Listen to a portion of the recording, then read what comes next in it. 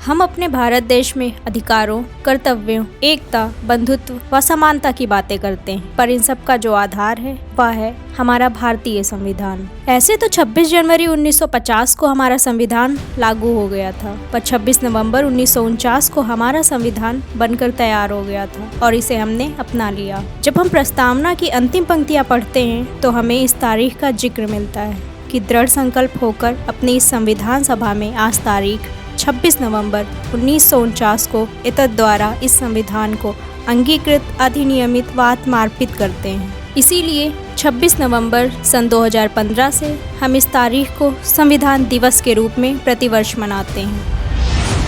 आज यहाँ हम आपको संविधान व संविधान सभा से जुड़ी कुछ रोचक और ज़रूरी बातें बताएंगे। इसीलिए वीडियो को आखिरी तक देखें और हमारे चैनल अरस्तु चाचा को सब्सक्राइब कर लें। यूँ तो संविधान निर्माण की सबसे पहली बार मांग बाल गंगाधर तिलक द्वारा 1895 में की गई, पर संविधान सभा के गठन के बारे में सबसे पहली बार विचार एम.एन. रॉय के मन में आया। यह बात सन 1934 की है।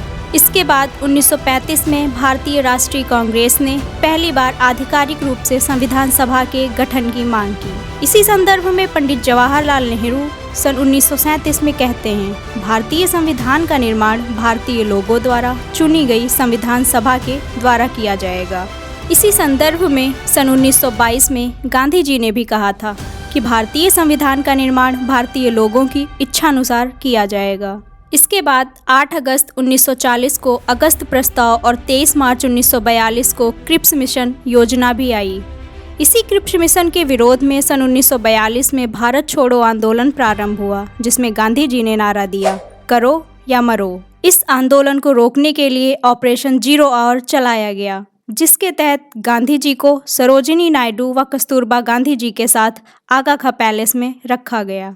अब चलते हैं सन 1946 में। 24 मार्च 1946 को गठित कैबिनेट मिशन योजना के आधार पर ही 1946 में संविधान सभा का गठन किया गया। इस सभा की पहली बैठक 9 दिसंबर 1946 को वर्तमान संसद भवन के केंद्रीय भवन में हुई। डॉक्टर सच्चिदानंद सिन्हा ने इस बैठक की अध्यक्षता की। इस बैठक में मुस्लिम लीग ने भाग नहीं लिया था।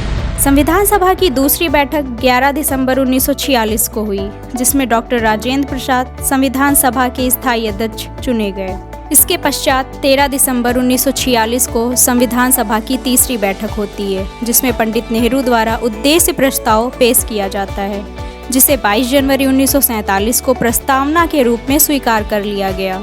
अब आ जाते हैं माउंटबेटन योजना 1947 पर। इसका अन्य नाम 3 जून की योजना भी है। इसी माउंटबेटन योजना के तहत भारतीय स्वतंत्रता विधेयक 1947 तैयार किया गया, जो 15 जुलाई 1947 को पारित हुआ और 18 जुलाई 1947 को इस पर ब्रिटिश सम्राट के हस्ताक्षर हो गए। इसके पश्चात जैसा कि हम, आप और सब जानते हैं कि 15 अगस्त 1947 को हम आज़ाद हो गए। अब इस स्वतंत्र देश को चलाने के लिए हमें संविधान चाहिए था, तो इसके लिए 29 अगस्त 1947 को ड्राफ्टिंग कमेटी का गठन किया गया, जिसमें कुल 7 सदस्य थे और इसकी अध्यक्षता कर रहे थे डॉक्टर भीमराव अंबेडकर। इसी संदर्भ में डॉक्टर अंबेडकर ने 4 नवंबर 1948 को संविधान का सबसे पहला ड्राफ्ट पेश किया, जिसे पढ़ा गया और 9 नवंबर 1948 तक इस पर चर्चा हुई। यह संविधान का सबसे संक्षिप्त वाचन था। इसके बाद 15 नवंबर 1948 से 17 अक्टूबर 1949 तक संविधान का दूसरा व सबसे लंबा वाचन किया गया।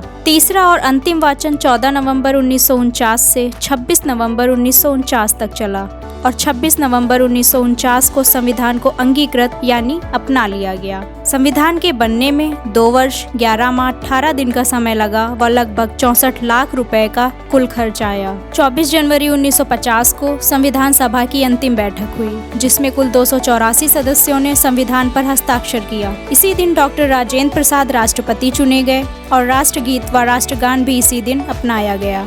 इसके ठीक 2 दिन बाद 26 जनवरी 1950 को हमारा संविधान लागू हो गया, जिसे हम गणतंत्र दिवस के रूप में मनाते हैं। आज भारत एक स्वतंत्र व संप्रभु राष्ट्र है, जो पूर्ण रूप से संविधान की सर्वोच्चता में विश्वास रखता है और देश के सभी नागरिकों को समान मानता है।